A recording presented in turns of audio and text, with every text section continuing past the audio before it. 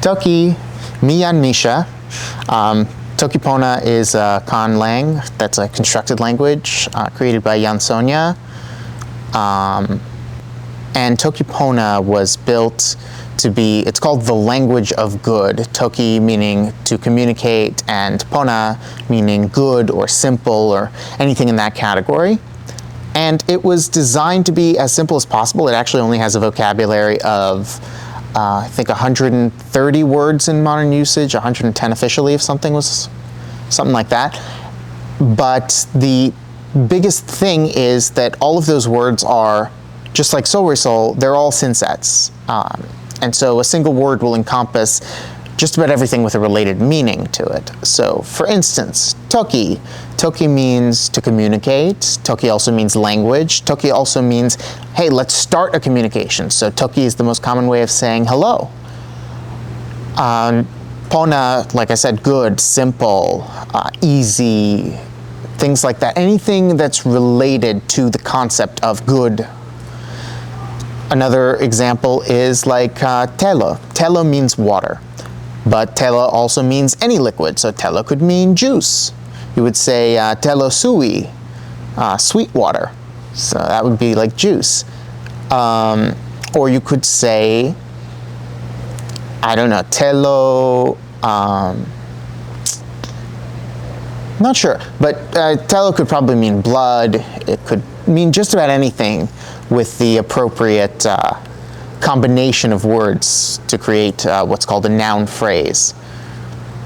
So the biggest sort of problem with Toki Pona, in my opinion, is that it's a little bit clunky.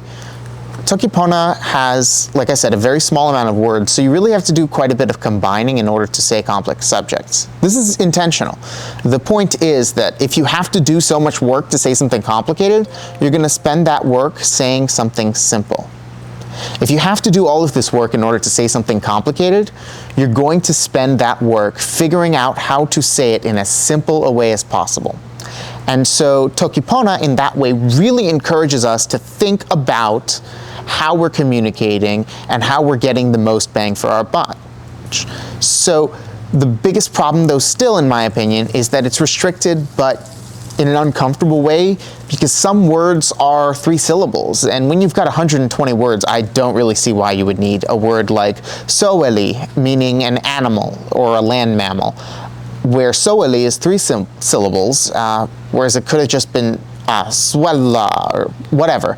You could have figured out a way to make 100 words in 2 syllables. And that means that when you're combining words, it gets clunky because you've got some words that are longer than others. Other things that are particularly clunky in Toki Pona are, for instance, how you would ask a question and the lack of plurals, which they advertise as a feature, not a bug, but let's be honest, plurals are very useful in disambiguating. They say it's not ambiguous, it's vague. It can mean both. It's not like you have to determine which one. It just means all of it at once. But let's be honest, in communication, knowing whether something is singular and plural is a relatively important thing.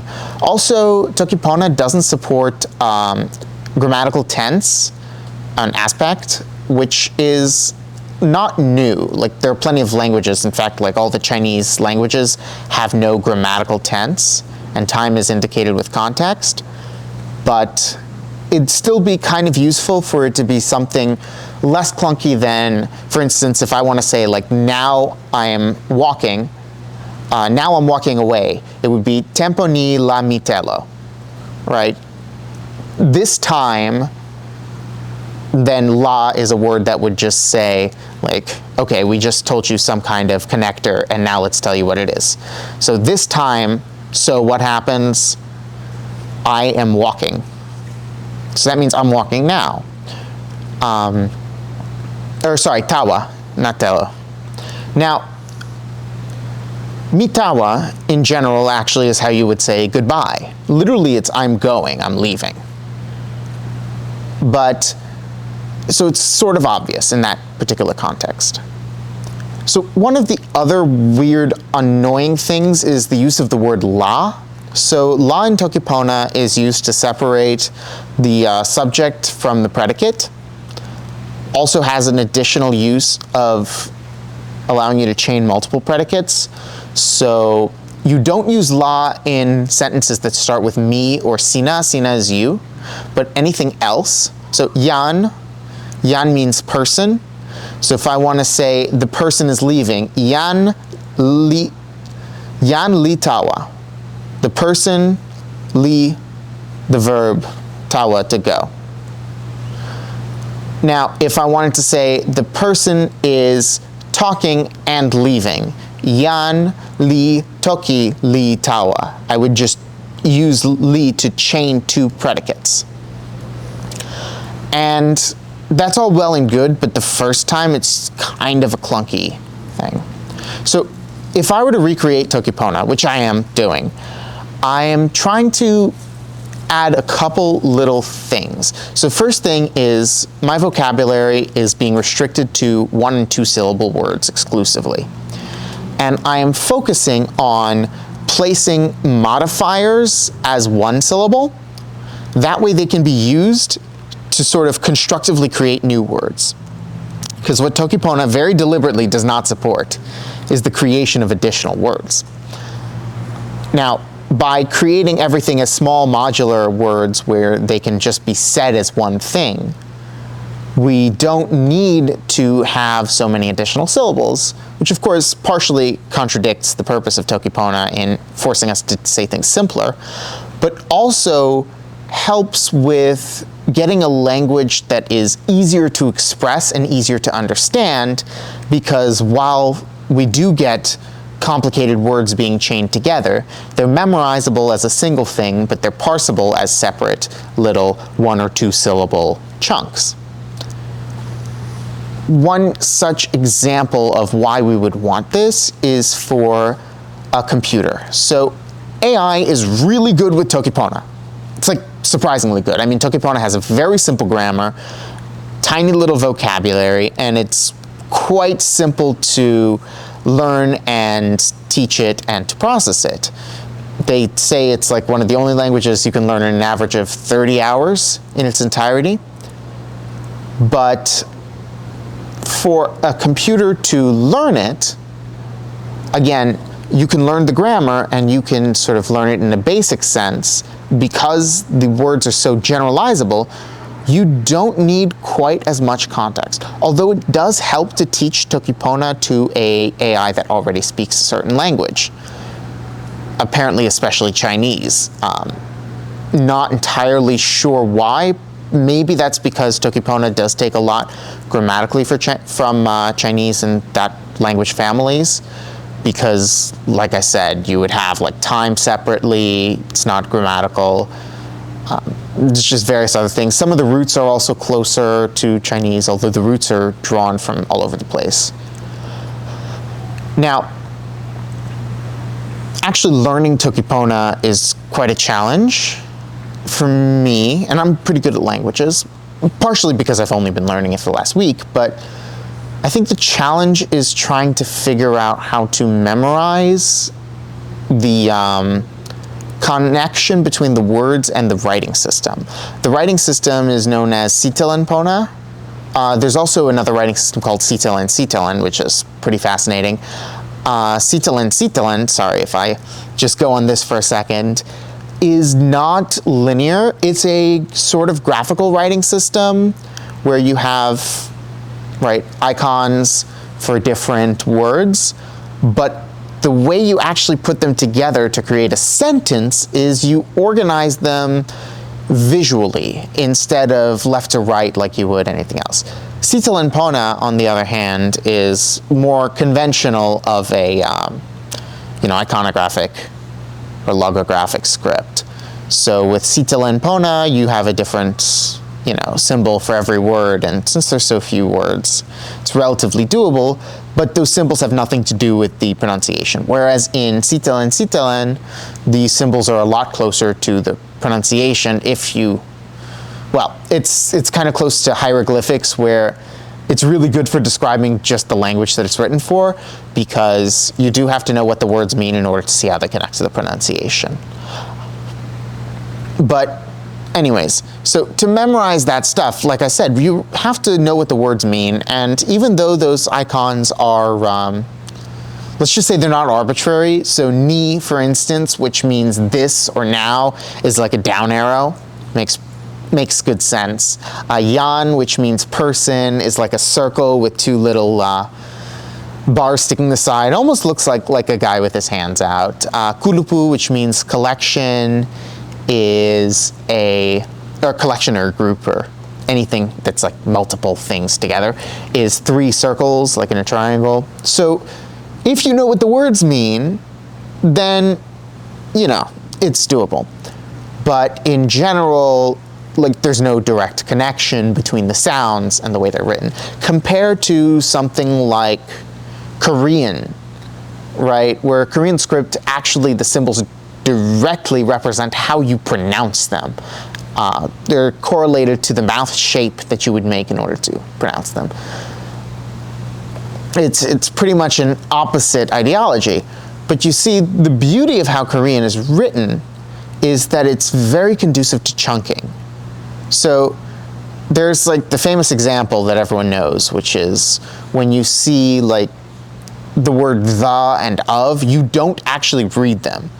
I can't remember exactly what it says, but it's like, did you read the words in this correctly? Or something like that, where most people don't recognize that it said the twice. What this is showing us is that when we read text, we're not reading the letters, but rather we're reading the ideas and we're reading the shapes as chunks, single chunks. There's also the classic example where you can read some text where all of the letters are jumbled around except for the ascenders and descenders and the first and last letter. And with just the first, last letter and the ascenders and descenders, people can read pretty fluently, which is why it's beyond me how anyone, myself included, can read like Russian cursive script. I mean, all the letters look the same. M, T, N, U, E, they all look exactly the same. But somehow it's legible because we chunk, because we don't try to parse where a letter starts and stops. Right? We just parse a general shape. It's like we have this many lines close together, this many lines farther apart. And with the way that Korean writing puts a syllable into a single character, you can parse it as separate letters, but you can also just recognize the symbol and say the sound. This is a sort of happy medium. It's not quite a syllabary like, say, the Cherokee language uses.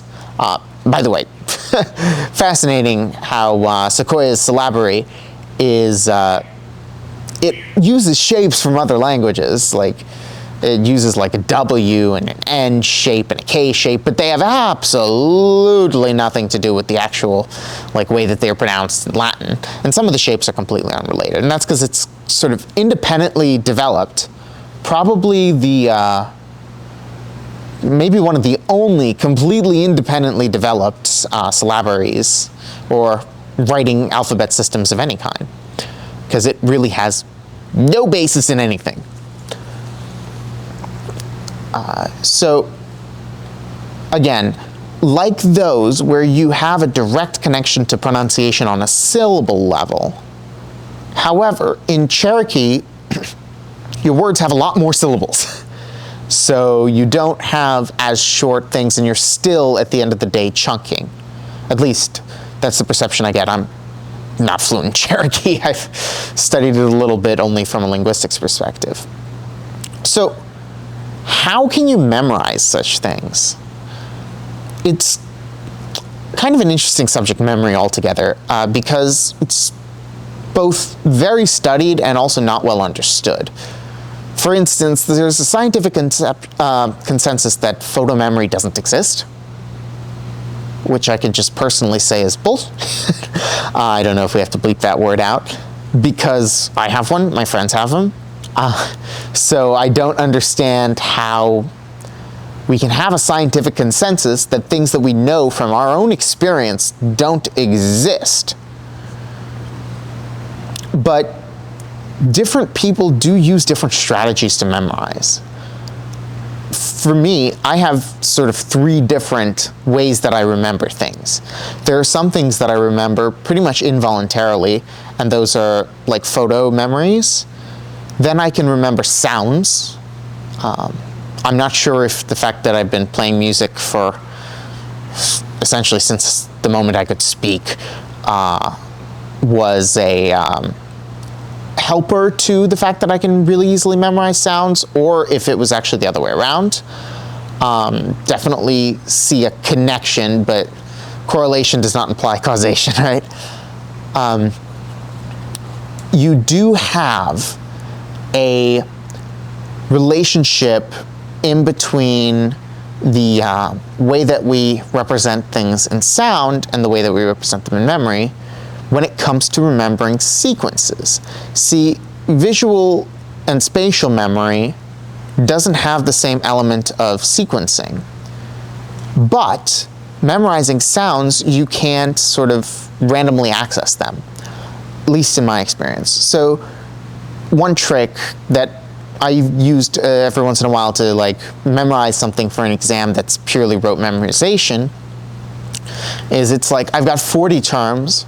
I'm going to turn the entire thing into either a monologue or a song or something like that using just regular text, memorize the sound, and every single question go through the entire thing. And it works, right? You're able to store that memory because when you remember things that are a sequence, you're essentially remembering, it's kind of like a linked list, right? You can't store the entire thing at once. But if you look at how a computer will store a linked list, it's like the element has, right, it's 2 things. It's the current value and then a link to where to find the next thing, or a link to where to find the previous thing. It doesn't really matter if you call it previous or next.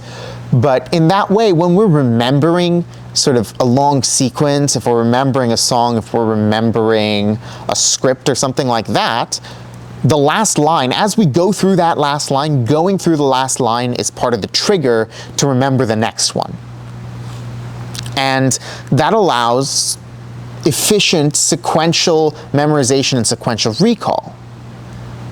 It does not, on the other hand, allow for efficient random access. So if you want to randomly access a fact, you have to go through the entire memory sequentially until you hit it, because there isn't, say, a lookup table. Visual memories, you typically recall them sort of in their entirety when you bring them up. And so if you put things spatially in your visual memory, or if you put them just like in a picture, you can then look at the specific part of the picture and it has more of a tree-like structure. Now, that tree-like structure is a lot more useful for drawing connections, but perhaps this is a problem with how we test, and certainly we have this more with certain courses than others.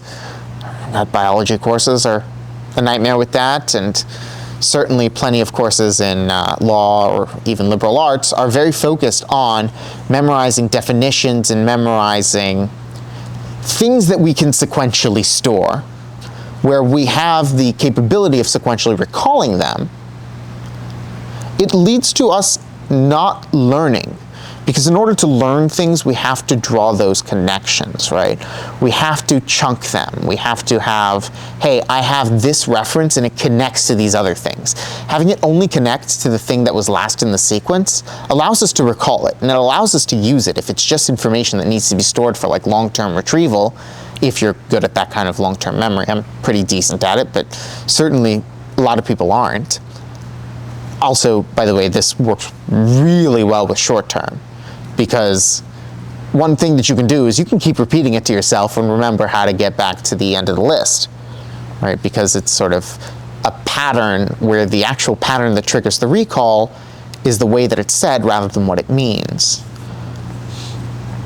But this isn't giving you any ability to draw connections, except to the extent that you could say, hey, I've got a pointer to this list, and I know that this list has something related to this, and if I go through the entire list, I will at some point find something that then has a relationship to the question I'm trying to ask. Actually, there's a strong connection with this, with the way that we have memories in, say, LLMs and vector databases and things like that. So, big problem that I have with RAG, I know this is like way off where we started, but RAG is retrieval augmented generation. It's a technique used with large language models in order to be able to augment the generated output. That's what we say, although what we actually mean is augment the input with a related series of facts that are drawn from a database, so that we have in the context to be drawn upon an actual grounded answer. The problem with that is how we actually do it. And we do it in a way that's somewhat similar to how we do these things in our mind, where we have the input and some augmented variations. We then generate some additional sort of augmented query.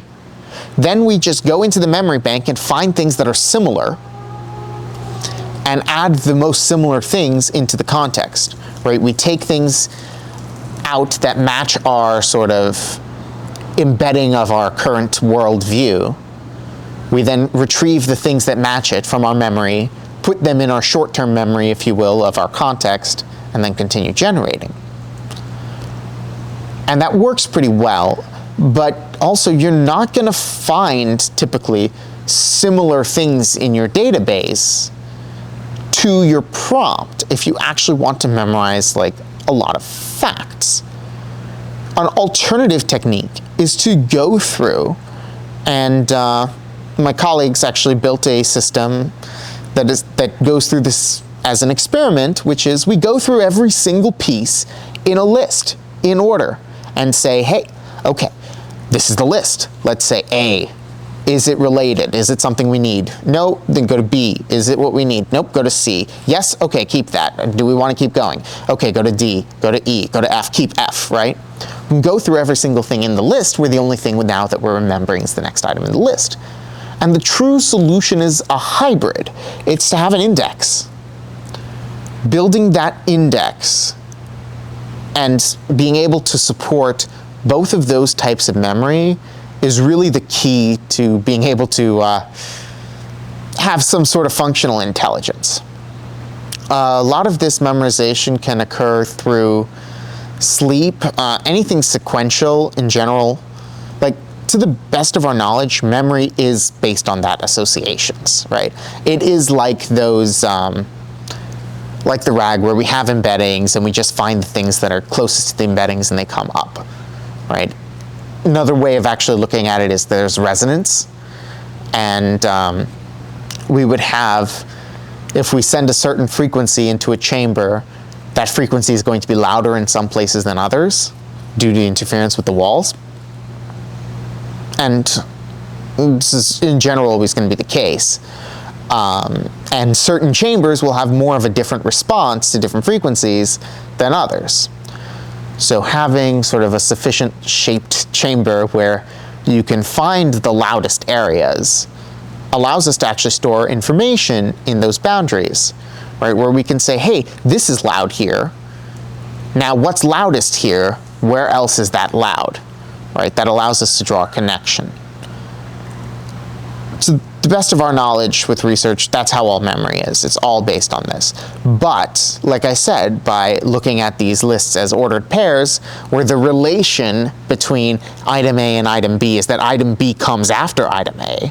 So the fact that they are paired, right, so many times in sequence means that they will be recalled together. After you recall A, you will recall B, and that way I don't have to store the entire chain, right? I don't have to store D in there, because once I bring B up, B will bring C up, and once I bring C up, C will bring D up, because there's sort of like a chain of relations, even though A and D aren't that closely related and wouldn't come up.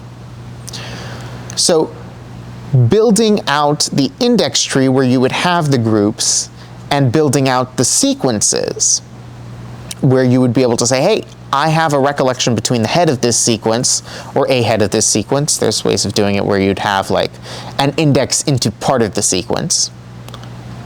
Is going to allow us to most efficiently store and retrieve memories without too much work. beauty is recalling a sequence, right? If it's based on the old adage, neurons that fire together wire together, is that you don't have to understand everything in the sequence in order to memorize the sequence, right? You can just play it as you go to sleep. Play the sounds. Look at the pictures, right? Put yourself in a complete daze. And you will still have that link because, again, you will have first, second, third, go, go, go, go. And if you're hearing it, if you're seeing it, you will build the link and you will have that connection without you ever having to do anything to learn it. And then all you have to do in order to use that knowledge is to recall it in order. Now, the other kinds of memories where we're actually trying to build a memory that draws a direct connection, where we can directly match the pattern and get to the answer, for those, we actually have to do that by practice. And so you have to have some degree of drills or quizzing or things like that, or just real-world experience. Now, that can be done in a dream, that can be done through a game, that can even be done inadvertently if you're really clever about how you set it up, but it can't be done sort of passively in the same way that memorizing a sequence can be done. So it requires a certain level of interactivity. That takes time. When we're trying to memorize something passively, we can do it in the background. We don't have to put any kind of attention or focus to it. So finding the right balance is probably pretty important in figuring out how to maximize our cognitive ability.